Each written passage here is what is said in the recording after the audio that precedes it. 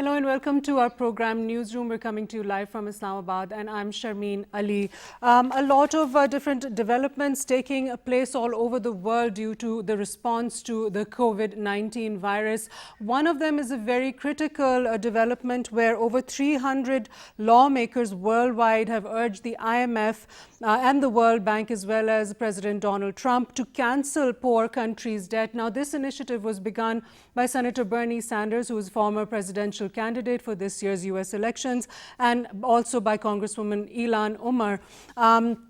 This initiative has the support of parliamentarians from 24 countries from 6 continents, and they have lobbied for the debt of these poorest countries to be cancelled rather than just to be suspended, as was earlier decided by the G20 countries. For some of the poorest countries, there were not 300 at that time, they were about much less. And also now what we're seeing in Pakistan with the situation with coronavirus is becoming a cause of concern.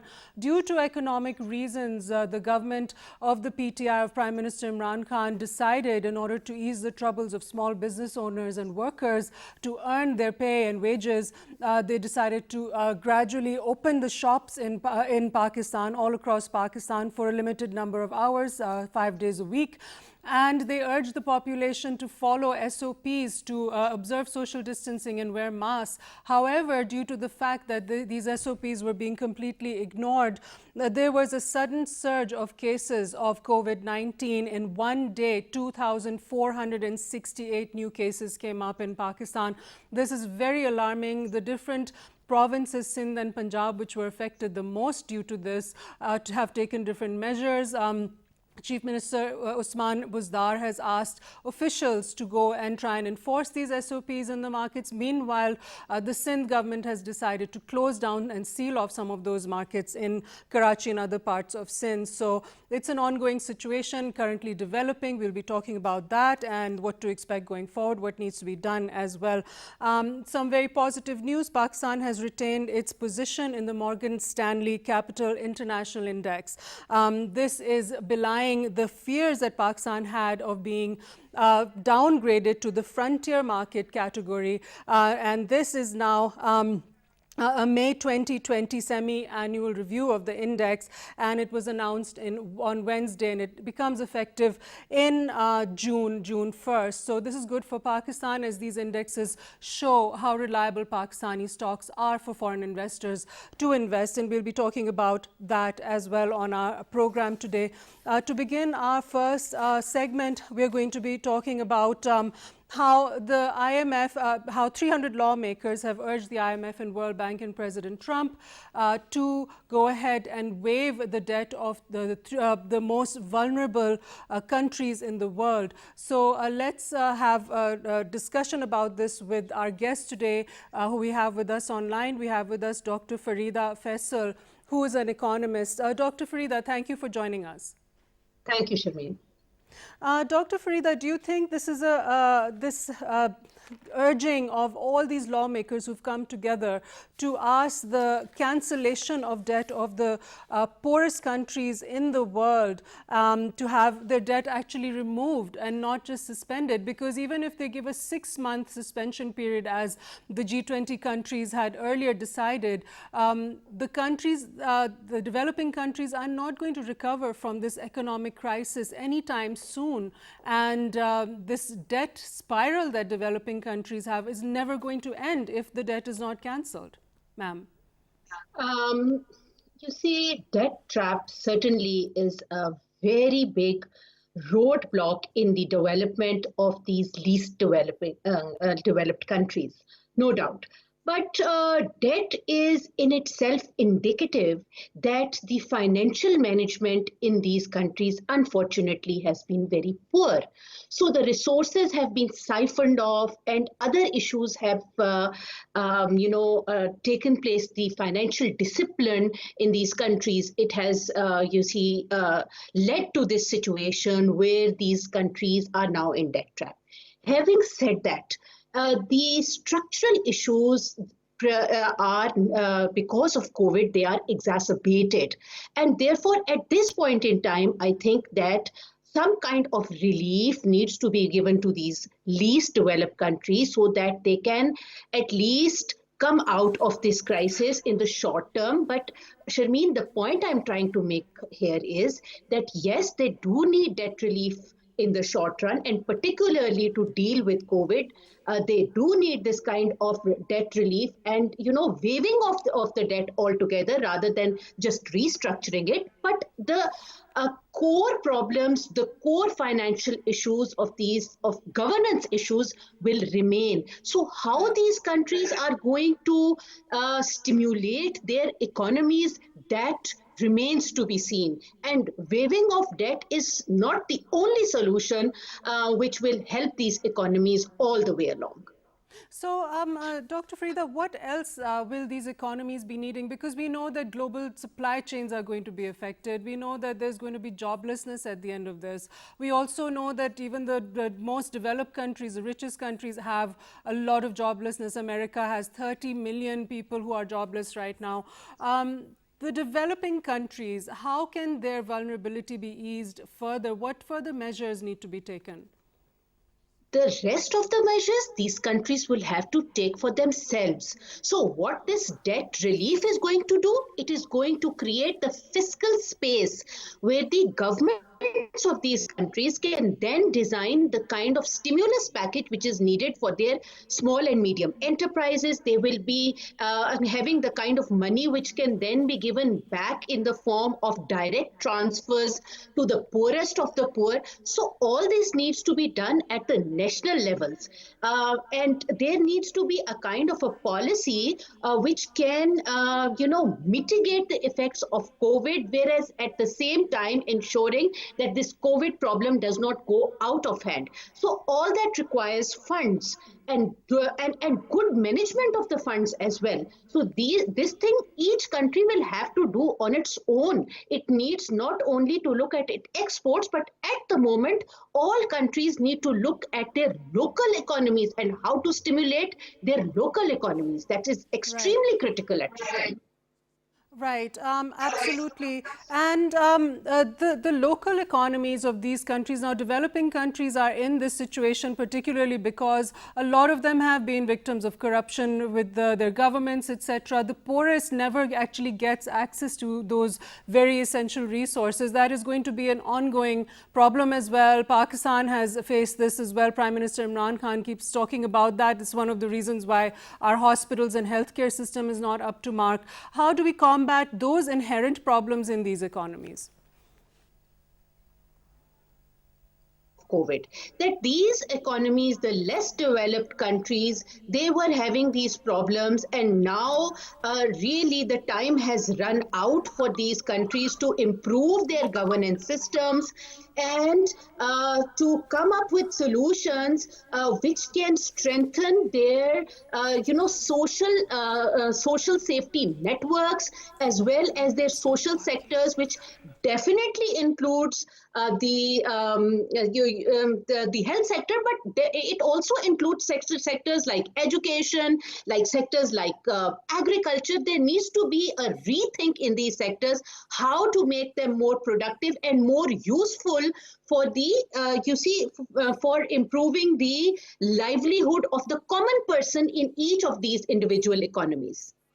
I'd also like to include now Dr. Waqar Ahmed, who is the Deputy Director of SDPI, who's online with us at the moment. Dr. Waqar, thank you for joining us. I'd like to ask you now your input about this, that 300 lawmakers from around the world have urged the IMF and World Bank to cancel the debt of the poorest countries. What impact do you think, in your opinion, this will have?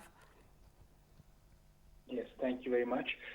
I think this is a very welcome move by the parliamentarians and lawmakers from across the world to move forward. I think primarily because many of the developing countries in the South, are carrying a lot of debt, and certainly external financing gap is going to increase because of COVID. Now, if you look at Pakistan for fiscal year 2020, we are expecting an external finance gap of $1.5 billion US, and for fiscal 21, IMF is projecting that Pakistan will have an external finance gap of almost $2 billion US. So when you already have an external gap on your books, it becomes very difficult to sort of make the repayments on time to which a country, of course, has committed to. So I think if such a debt relief comes forward, it not only eases the fact that you had to repay your debt payments this year, it reschedules them to a forward future date, but also allows room on your external account to make or sort of divert certain create room for certain payments which need to be done immediately. So, for example, you were just discussing about investments required to revive exports. A lot of those exports would require imported inputs, and for that, of course, you need to create room on your external side. So all in all, I think if this proposal goes through, it'll be a very welcoming outcome for the developing countries. Right. They've also asked that the institutions to respond in 15 days. Now, this is something that you don't normally see happening in the world, that they're asking for a deadline for all the countries. There have been various people, different celebrities who've gone and rallied for the debt in African poor countries to be forgiven. This is a very unprecedented situation that you're seeing world leaders, Congress people, lawmakers going and asking these institutions to decide this in 15 days. No, that's right. But I think the urgency is really there because there are several developing countries whose schedules, debt repayment schedules, are really closing in. So if I take Pakistan's case, you do have debt repayments which have been committed for this quarter and then for periods until the calendar year end of 2020. So even for a country like Pakistan, you need to have some certainty whether your debts would be rescheduled or not, or whether you have to repay them in this or the coming quarter or not. So the soonest, the sooner the multilateral and bilateral donors respond to this request by the developing countries, it'll bring greater clarity to what these countries can then do with their external account and the fiscal account. Right, and this is something that is a very urgent matter for all these countries because it creates fiscal space. When we don't have debt repayments to make, then it can those finances can be used elsewhere in the healthcare system, for example, and programs such as the SARS program in Pakistan, which is directly aimed at the poor, they can be better serviced. Am I correct? That's right.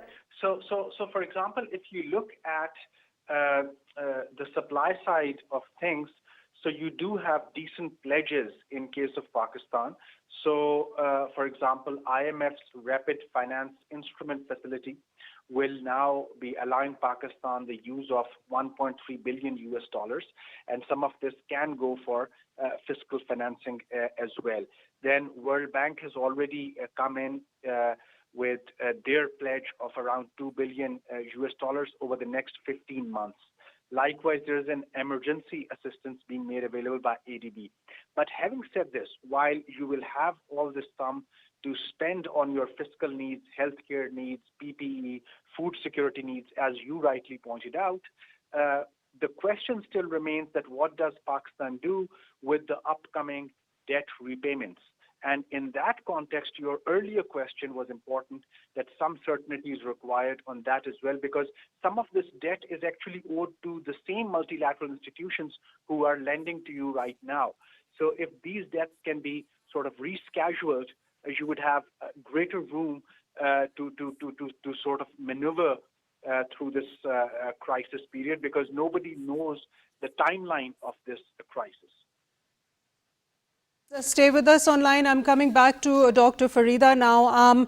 Now the bit of hesitation that the World Bank has about waiving these debts completely is that they're concerned that it could harm their own credit rating, and they might not be able to further fund low-cost funding to its members.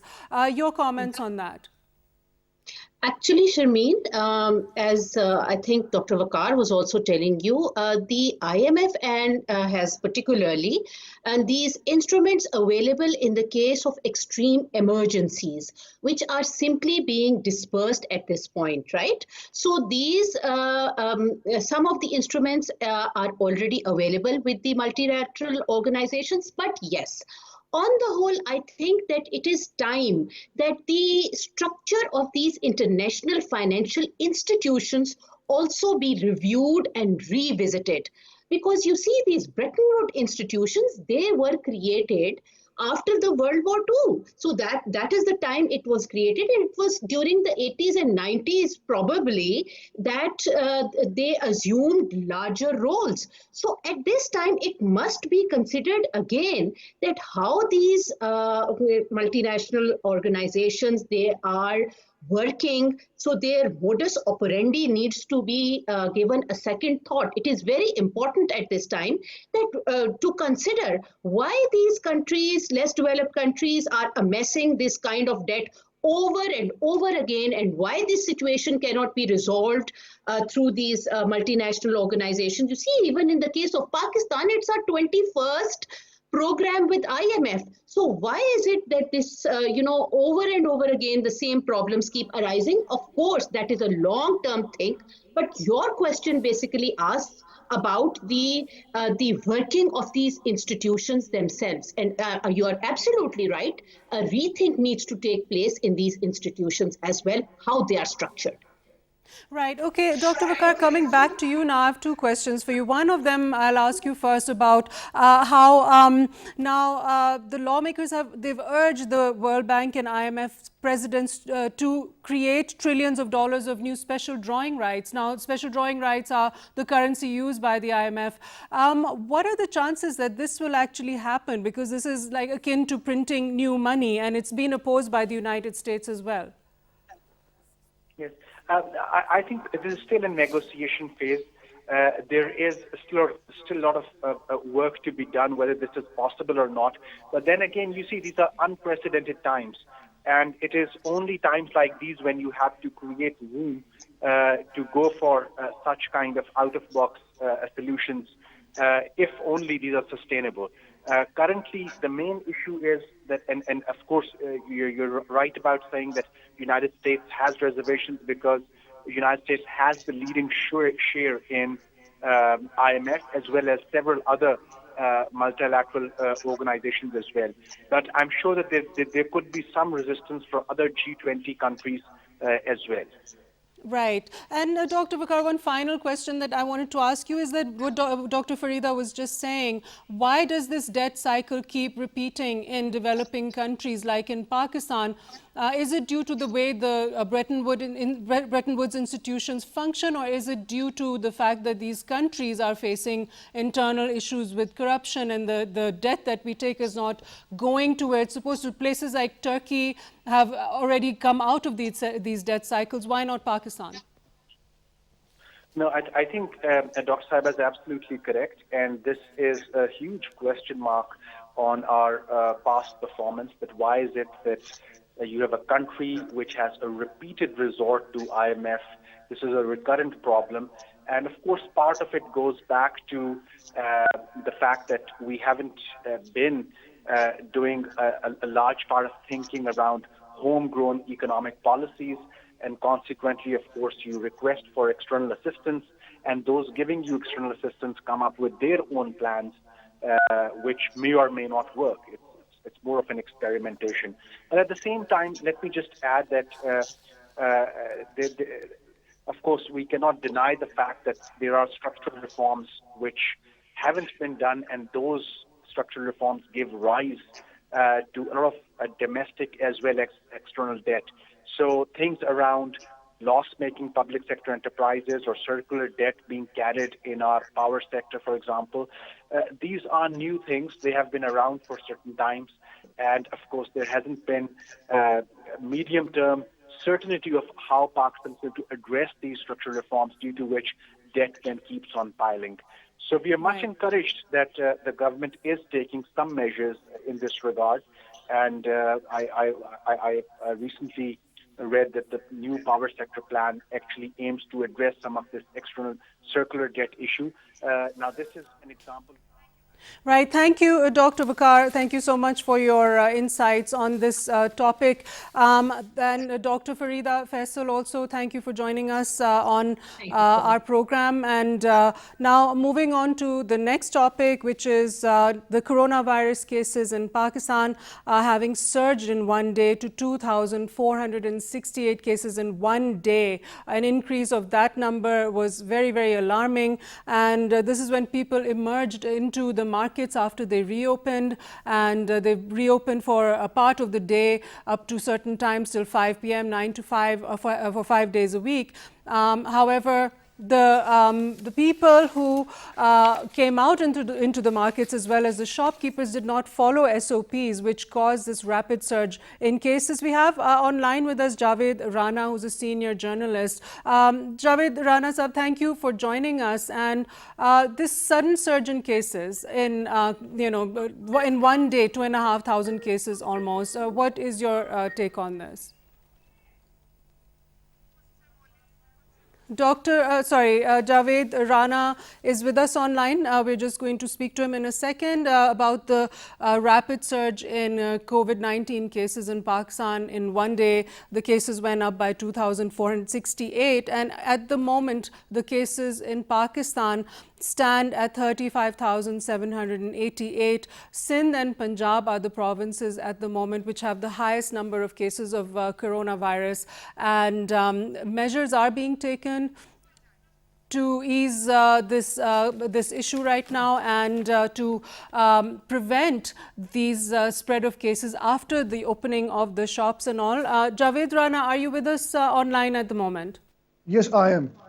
Right. So, coming back to what we were saying earlier, the lockdown was sort of eased, the markets reopened, and we're seeing this sudden surge in cases, 2,468 in one day. What does this say about how people are behaving despite all the government's warnings, and the fact that the government has done this to make the common man's life easier?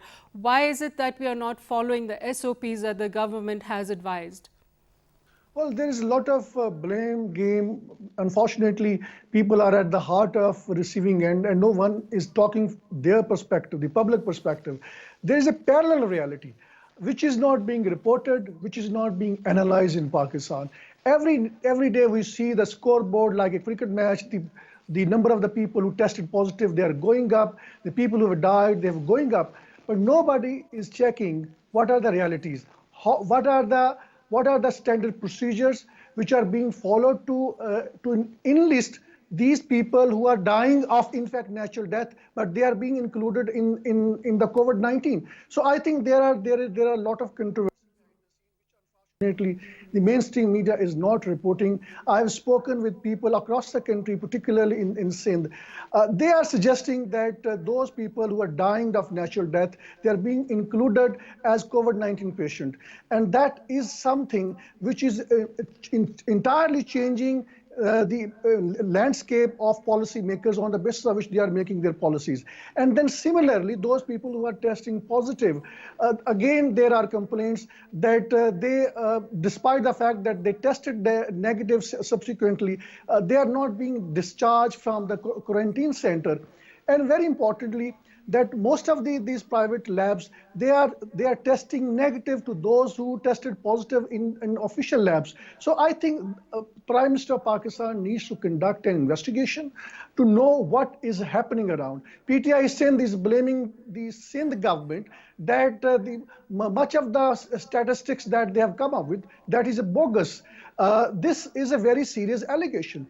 I wonder why there is no independent investigation. And then also there's... Javed Sahab, let me ask you this also. There are different theories. What you seem to believe is that the number of cases is being exaggerated. What many other people think is that a lot of people who have died from natural causes, who are being taken to the hospitals, don't get tested for whether it was COVID-19 or not. So there might actually, some people think that there might actually be a lot more cases of deaths than we previously thought. Plus, the very limited number of testing that Pakistan has done. Europe, UK are doing 200,000 tests per day. I think Pakistan has only done that many tests for the entire duration of this pandemic. So many people think that maybe the number of cases is underreported and not overreported. So there's a bit of confusion over there. I think since I am more close to the facts, so I am reporting facts. It's not an any analysis. Look at what is happening in Sindh. People who have died of natural death, somebody who had a low blood pressure after breaking their fast, they went to the hospital and they did not return from there. They were declared COVID-19. And similarly, people are genuinely complaining that they had known symptoms, known diseases, and every year they face similar problems. Once they enter in the hospital, they did not return from there. Now, on what So basis what would we be are... the purpose of stating that these people died of COVID-19 when they didn't? What would be the purpose of misrepresenting these numbers? Well, I think all we are hearing from the hospitals and the people from within the government, there appears to be a keenness, eagerness to portray these as inflated figures. I don't know for what reasons. Now, doctors are themselves admitting that 25% of these tests could be either way wrong. So, and then I think, isn't it a bit coincident or something else that most of the people who are testing positive, they have turned out to be the patient of diabetics, asthma. And the first patient of AJK, Khwaja Sanaullah, he tested positive. He was a patient of asthma. His entire family, 11 to 12 members, they were tested. They tested negative. This shows that those people who have a casual contact with a patient of COVID-19, he may not test positive. So our policy making is based on medical assumptions. There are no hard realities on the basis of which we are making up our policy. So I think we need to review our policy, and more importantly, we need to reinvestigate all those cases. I am receiving many complaints. In Dipalpur, one person died and the authorities buried him without proper Islamic rituals, and the next day his test came, which was a negative. And there are so many cases if we find around. That is why people are not observing these SOPs, because people are not taking it seriously. Right, because there seems to be a degree of mistrust in what authorities say. This is a very common thing in Pakistan, that mistrusting whatever information one gets officially. However, also I'd like to add over here, there are a lot of people who've had COVID-19 and recovered. It's not necessarily a death sentence, but as you were saying, diabetics and asthmatics and people with lowered immunity, they're at a higher risk. So one of the main reasons the extra precautions are needed is to protect those elderly, vulnerable and sick people. Well, I think there is another aspect which we are ignoring, and which is that there are medical doctors in the West, they are pointing out that anyone who had certain kind of vaccination in the past, and this could also mean if somebody is under certain kind of medications, he is more prone to be tested positive. That doesn't mean that he has caught a certain virus. We should not ignore those medical opinions where people are saying that this particular virus has got mutated in Pakistan. It is not as aggressive as we have seen in the West, as we have seen in Iran, as we have seen in the US and China. So I think we need to have a bigger picture of the situation. The parallel reality that exists on the streets is a very different on the scoreboard that newspapers and the media is portraying every next day. They are basically selling fears, and we are listening to them very seriously as if it is a sort of a Quranic fact. It is not the fact. When the doctors themselves are saying that these medical tests could go wrong, this can be possibly misleading. They have not been able to develop a kind of a medical mechanism where these tests could be authentic. So why we are so terrified, so panic about this scoreboard going up? I'm sure that most of the people who have tested positive, most of them are asymptomatic, and the kind of the immune system that people have, they would not be knowing that they had this particular virus, and then it has perished. So we need to develop a broader medical policy, health policy, which should we follow. We should not pursue blindly the kind of the Western standards that we are trying to impose on our people. The reason being is that look how the African countries are dealing with this. There are alternative means through which we can treat our people, we can cure our people.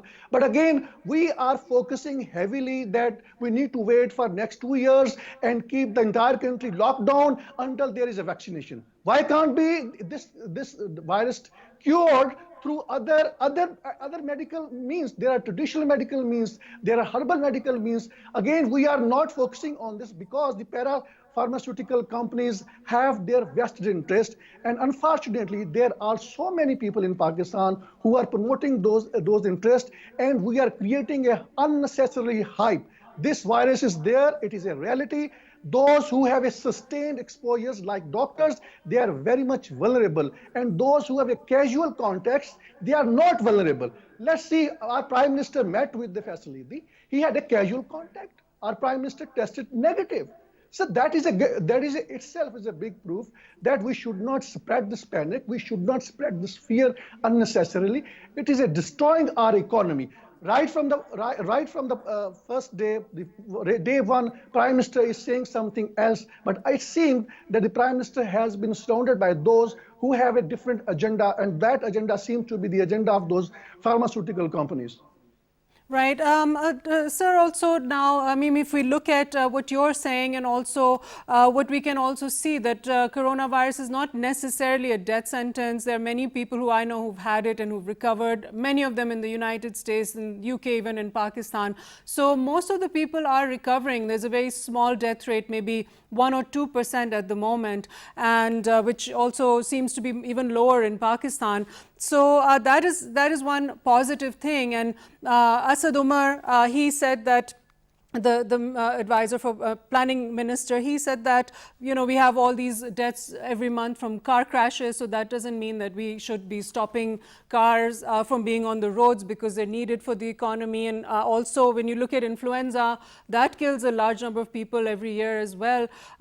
This is the issue with the COVID-19 is the unknowns. The fear factor is very much inherent in this illness because we do not know how this particular virus functions. It's the first time everybody is dealing with it. So isn't it better to err on the side of caution and take the precautions and wear the masks and use the sanitizers and observe the social distancing?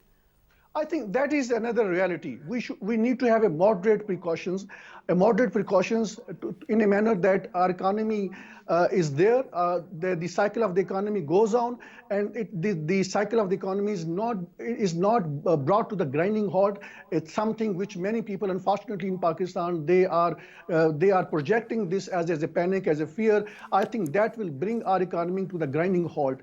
What is extremely important, I insist that Prime Minister must conduct investigation into those positive cases. Those who are testing negative in the quarantine center, why they are not being discharged, why they are not being given their negative or positive reports. There has to be transparency, why that transparency is not there. And also, very importantly, those who are dying and being listed as COVID-19 deaths, they are not all of them are COVID-19 deaths. They died of natural death.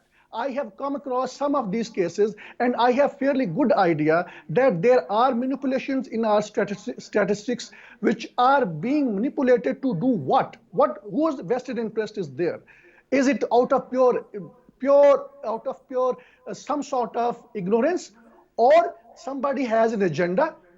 We don't know. But I think this is extraordinary, very serious situation. Why can't we conduct an investigation about all these deaths which has been linked to the COVID-19? It is, in fact, I would say, just compare the data. How many people died in these months last year? Let's have a comparison. I think when you will make comparison, when you will go into the investigation, you will come to know that there is a different reality. People know that this is a different reality. That is why many people who have tested positive, They lock down their homes, they ran away because they are being stigmatized.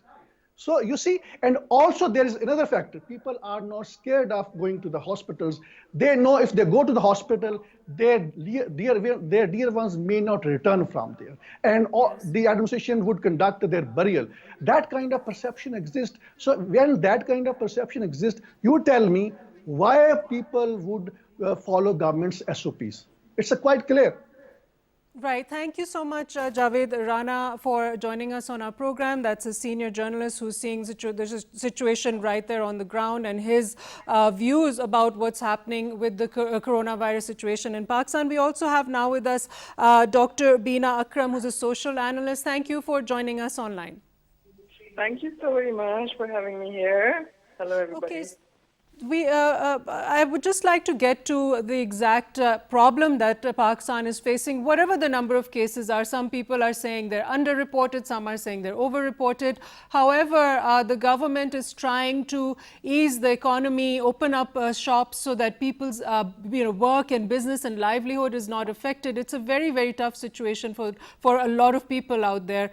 I've personally had people who are daily wage workers who go to people's homes for work, calling and saying they're not able to fill their bills. They've been out of jobs for three months. It's very sad indeed. So in your opinion, whether it's overreported or underreported, the economy had to open up. How important is it to follow the SOPs? We're seeing that people in the markets don't wear masks. They don't distance themselves from people. They're hugging, embracing, shaking hands. The shopkeepers are not following this.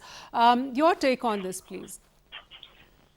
That's a very complicated, I think, situation. And being a social scientist, I was concerned with both issues, like spreading of the disease and knowing this thing that there's no vaccine available, knowing this thing that herd immunity is the only way till we have the vaccine. So that too, we have to open up the people, obviously with certain precautions, which you were mentioning, like social distancing and wearing the mask, because if you are a cold case, right, you are just infective, then you have to protect others. It's not only for you, it's for others as well, right? It's both ways. Right. But as a social scientist, my concern was like people who are out of their work, how that is going to affect them. What we are seeing, like for last 2-3 days, I'm seeing lots of posts, like people, women especially, they are there on different outlets and they're shopping, and people are criticizing.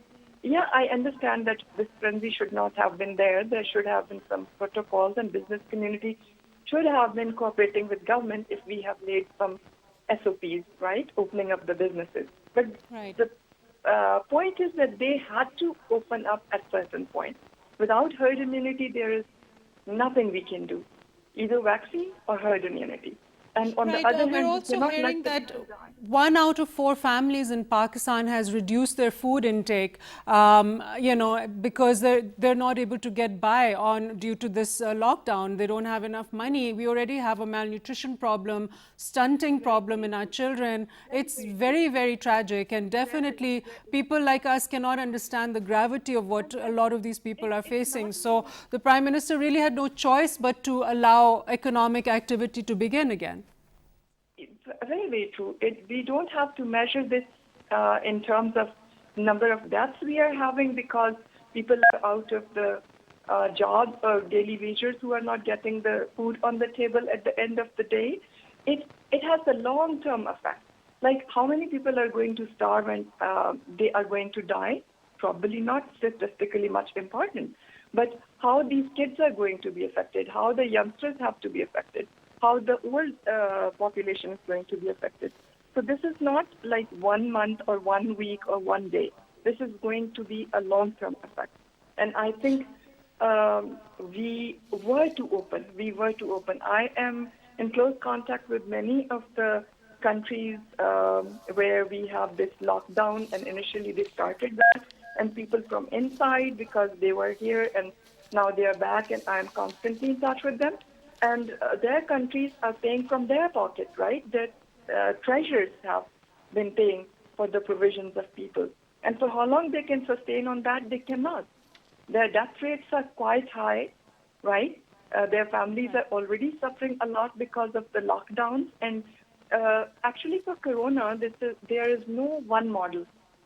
Even the highest institutions which are trying to govern in the world, like SOPs and the things, they are baffled. Every single day we go to the website and they are changed. And Right, countries who have absolutely. developed the model, they are not viable as well. They are not viable. Also, Dr. Beena, like just to conclude, we're seeing in different countries different reactions to lockdowns. It's being observed very strictly in, say, Italy, or it was in China, in the UK, but in the USA, people who I know, they've traveled on flights, nobody's wearing masks, people are out and about refusing to follow SOPs. Also, it depends on also the culture of that particular place. So, thank you so much for joining us, Dr. Beena Akram, on our program. Dr. Beena is a social analyst, a social scientist, and very interesting insights she's given about this topic. And now finally, Pakistan has managed to retain its position in the Morgan Stanley Capital International Index. This is one of the indexes that gives ratings, that includes companies from different parts of the world, different countries of the world. There are 3 companies right now in this index, the Morgan Stanley Capital International Index, which are Habib Bank, Oil and Gas Development Company, OGDC, and MCB Bank, and none of them were deleted in their most recent review in May. This review becomes effective on June 1st. This is good news for Pakistan, because being on these indexes shows that there can be greater confidence in investing in Pakistani companies by international investors. So in 2008, after the global financial crisis, Pakistan was relegated back to a lower position as a frontier market category, and now it's come back up after a lot of lobbying by Pakistan. It came back up in 2017. So to retain that place is very, very important, and Pakistan has managed to do that. That's indeed